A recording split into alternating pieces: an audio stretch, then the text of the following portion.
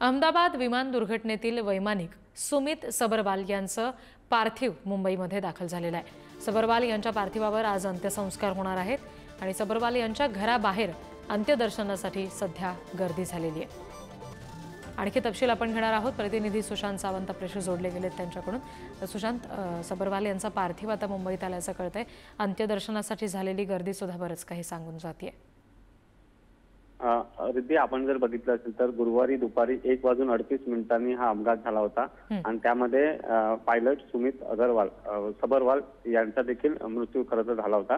आणि त्यानंतर मृतदेहाची ओळख पटल्यानंतर आज त्यांचं पार्थिव जे आहे ते मुंबई येथील त्यांच्या जुहू या जिथे ते राहत होते त्या ठिकाणी आणण्यात आलेलं आहे।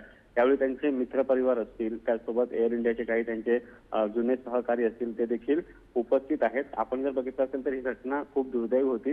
यामध्ये जवळपास 275 जणांचा जो आहे तो मृत्यू झाला होता आणि त्यानंतर संपूर्ण जगभर हळहळ व्यक्त केली जात होती। सुमित सबरवाल हे देखील यामध्ये त्यांचा मृत्यू झाला होता आणि त्यानंतर आज मुंबईत त्यांचं पार्थिव आणलेलं आहे। जी, धन्यवाद सगळ्या तपशिलांसाठी सुशांत।